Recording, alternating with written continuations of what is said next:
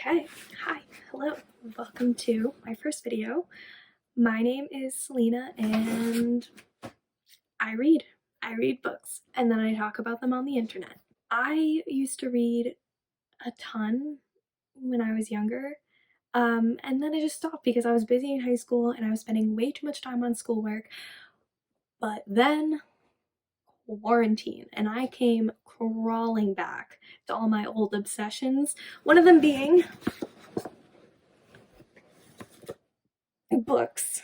Welcome to my very first video, my very first wrap up, not just of the month of August, but also that weird spring, summer quarantine time void area of my life where I couldn't tell you exactly when I read these books if I tried. First we have The Shining by Stephen King. Yes, 5 stars. 5 stars, okay? This is not a new book. I'm sure that anyone who likes horror has read this book and knows the plot, but you know what? I hadn't read it yet. So, it is about the Torrance family, and the dad, Jack, gets a job as a caretaker of a hotel, which is in this really isolated area, and during the winter it gets completely snowed in. So he, his wife, and his young son are basically trapped up there, for lack of a better word. Things get weird. And let me tell you, I was invested. I could not put this book down. You know how in some horror books, all the effort and all the writing goes into making the scary parts scary, so the characters end up just boring, very flat, very cliche and stereotypical and predictable? Not this.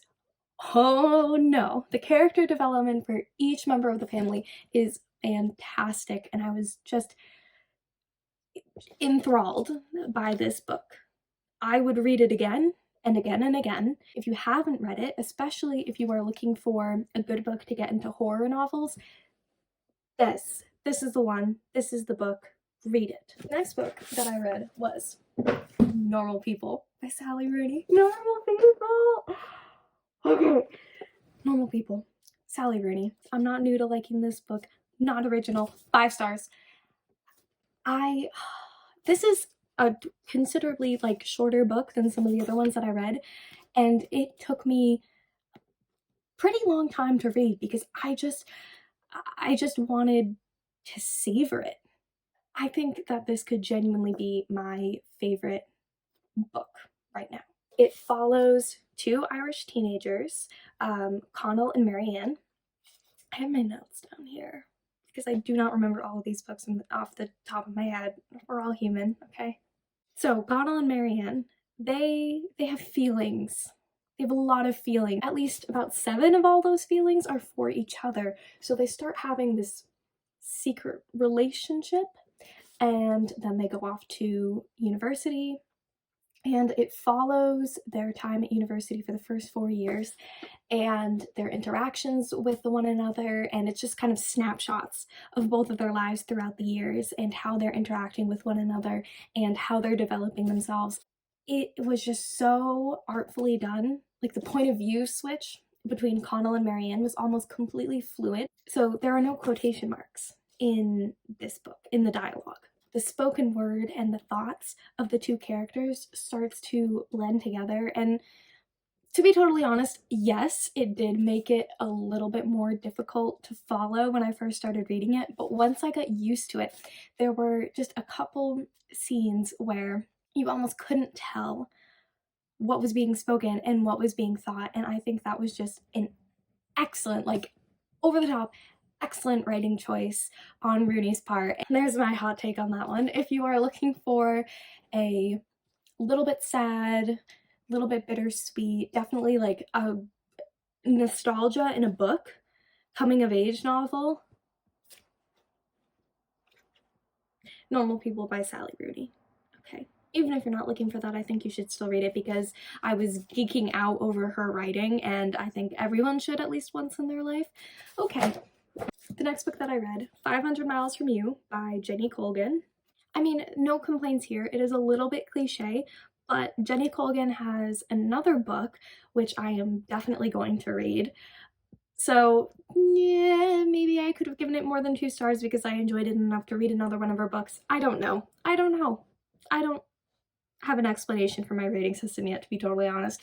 This book follows a nurse from London named Lissa, who develops PTSD after witnessing an accident. Her supervisor, I think supervisor is the right word, sends her to a small town in Scotland and essentially switches her with a nurse there. His name is Cormac. You can see where it's going, right? So Lissa goes to Scotland and takes Cormac's job. Cormac goes to London and takes Lissa's job, and they're corresponding, you know, over email. They're getting to know each other and they're taking care of each other's patients, and Lissa is in this really small town and she's out of her element, and Cormac is in a big city and he's out of his element. See what I mean? A little cliche, but I still ate it up regardless. I mean, yeah, it was predictable, but it was cozy. You know, this is a good like Christmas time read, or just if you've just read a really heavy book, this is definitely the one. The next book, ooh, Wilder Girls by Rory Power. This was another 5 stars. I loved it. I was very generous this time around, but I also got lucky and I just read a ton of good books. This book has just a little bit of everything. It has a little bit of sci-fi, a little bit of horror, a little bit of dystopia, a little bit of lesbian romance in a horror book, a sci-fi horror book with lesbian romance. It also has a cast just full of actually good and well-developed, well-rounded, strong female characters. Yeah, I know. Okay. It follows the story of Raxter School for Girls, and it's on this island off the coast of Maine. It's the only real thing on the island. It starts about a little more than a year after this new mysterious disease infects the girls and the older women on the island and gives them these painful mutations that are different for everyone. It's a little gory. It's definitely just a page turner. There's questions whether or not the adults on the island actually have the girls' best interest at heart. There's questions of whether or not this disease was natural or maybe man-made, maybe planted there. It's just so good. I wasn't expecting a book about a disease to be refreshing to me at the moment, but somehow it was. The ending was a little disappointing, but at the same time, I think that the ending is part of the reason why this book lives in my head rent-free. So do with that what you will. The next book that I read was 1922 by Stephen King. I gave it 4 stars. It was good. I don't really have any complaints, but I think I was comparing it to The Shining in my head, and it's not quite up to par with that, so probably don't read it right after reading The Shining. It follows the story of the James family living on a farm in rural America, middle of nowhere in, you know, you guessed it, 1922. It's written from the perspective of Wilfred James, the father, as his confession to murdering his wife, Arlette. He decides to murder her after she tries to convince him to sell his farmland. It has a bit of a psychological aspect to it too, as Wilfred is like trying to justify his actions and how he explains the way that he convinced his son Henry to murder his own mother.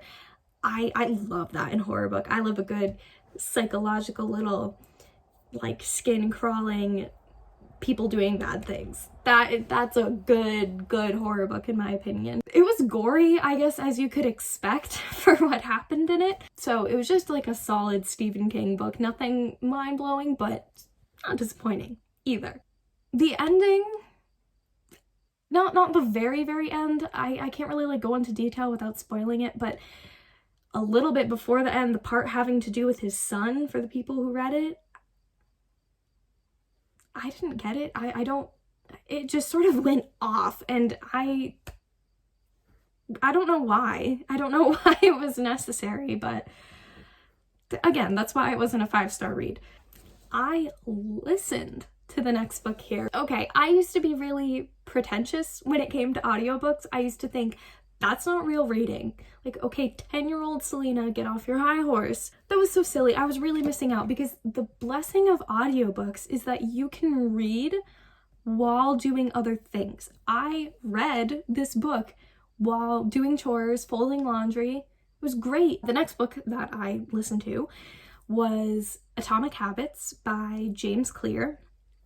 It's a self-help book, which normally I don't love, but I mean, I liked this one. I think it was genuinely helpful. James Clear explains how little habits build up to make meaningful change in your life and to help you reach like your full potential. It's very non-condescending and realistic, which I really enjoy. I gave it 4 out of 5 stars. Oh no. I gave it 3 out of 5 stars, sorry. I gave it 3 out of 5 stars. It wasn't bad, but again, it was a self-help book, which isn't really my cup of tea, so I gave it only 3 stars. Okay, here we go. The Goldfinch by Donna Tartt. I know, I'm really behind with this one. I've been trying to read it for literally years now, and I just could never ever get into it. But I cracked the code this time, which was, in case you were wondering how to read a book this dense, whenever you get stuck, listen to the audiobook until you get to a part that's a little more fast-paced, and then read it, and then just alternate between the two as you need to. That is what got me through all the 962 pages of this book, which is not the most fast-paced page turner.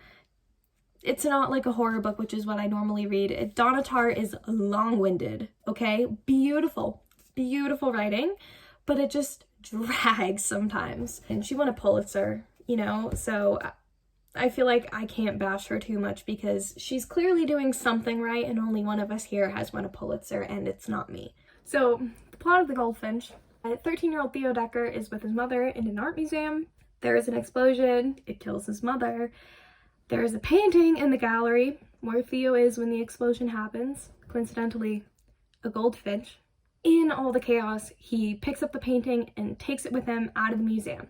For a while, he ends up living with his friend's family, and then his absent father just appears out of nowhere, scoops up Theo, takes him to Las Vegas like every responsible parent. That's where he lives. He's a sleazy guy.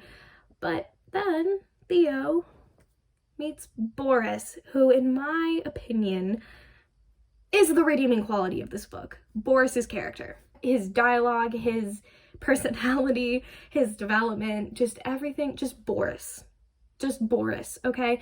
He meets Boris, and keep in mind, he still has the painting. He's a child with a very valuable stolen artwork, and then he grows up, and I can't say anything more because it will spoil it, but it is good. Just know that as long-winded as it can get, the ending, like the last handful of pages, is unbelievably beautiful. Like it actually had me emotional, and I haven't gotten emotional over a book like that in a very long time. So if you're getting stuck, if you're losing the motivation to, you know, to read that, stick it out for the ending, because it is an emotional journey and 100% worth reading all the other pages before it. So I gave this book 4 stars because while it was very beautiful writing, it took me 3 tries to read it. Last but not least, the final book that I read was Hole in My Life by Jack Gantos. It is his memoir. It's very good. So it follows Gantos's final year of high school, and then the few years after that, he's looking for money, he's looking for a job, he doesn't know how he's going to pay for college. He ends up taking a job on a sailboat, which is smuggling drugs from Florida to New York City. As you can probably predict by the cover, it goes badly. I don't think I can say much more without spoiling it. It's not very long. I gave it 4 stars, although I'm still thinking about that. I might go back and give it 5. I loved Gantos's writing voice. It was really strong. It was a little bit graphic at parts, so fair warning, it was actually a great commentary on the American public school to prison pipeline. If you're looking for that, I would recommend this. So those are all the books that I read in August and that weird quarantine void time period in my life. Next, I have my September TBR to be read. Here we go. The Ruins of Gorlan by John Flanagan. It's part of the Ranger's Apprentice series. I am already reading it. As you can see, I am really enjoying it, and I'm gonna stop talking about it now because I'm gonna start getting into it if I let myself, because I like it that much. I'm going to listen to Say Nothing. Oh, this is a long title. I have to read this. Okay. Say Nothing, A True Story of Murder and Memory in Northern Ireland by Patrick Radden Keefe. I am listening to it on audiobook. The narrator has an Irish accent, which is exquisite to listen to, so I recommend that on audiobook. Next is Get in Trouble by Kelly Link. It's a collection of short stories. They're horror, southern gothic. They're very good. I've read a couple so far and I can't wait to read the rest. Okay, I had to get up and get it. Not professional. Alright, the next book that I want to read is Dr. Sleep by Stephen King. I haven't heard great things about it, but I'm gonna do it anyway, and if I don't like it, that's content. The next book that I'm going to read is Little Fires Everywhere by Celeste. I know, basic, I know I'm really behind, but I'm reading it now. Continuing on the trend of basic, A Little Life by Hanya Yanagihara. I know it's gonna make me cry. It's okay. I've accepted it. I'm looking forward to my tears with open arms. It's gonna be a lot. I already know. It's okay. It's okay. After that, though, I'm going to definitely need a short book. So, Call Me By Your Name by André. Aciman. A lot of books about gay men, coincidentally, because the next book that I'm going to read is Red, White, and Royal Blue by McQuiston. Hopefully this is a nice, lighthearted, heartwarming read after all the pain that A Little Life will inevitably give me. That is it for today. Thank you so much for watching. If you like my content, I have a podcast coming out soon. If you want to know all the details for that, you should follow me on Instagram at Selena Reads, and you will also get to see pictures of me, my cats, and the books that I'm reading, so I don't know who wouldn't want that. If you want to know more about the books that I'm reading and what I thought about them, you can follow me on Goodreads, which is also at Selena Reads. If you liked what you saw today, which, I mean, you know, it was me, so hopefully leave a like and a comment, and anything, any way that you interact with my content really, really helps, because it will help me trick the Instagram and the YouTube algorithms into promoting me, because I don't know how to do it myself. I'll appreciate you forever. Thank you so much for watching my very first video, and I will see you soon.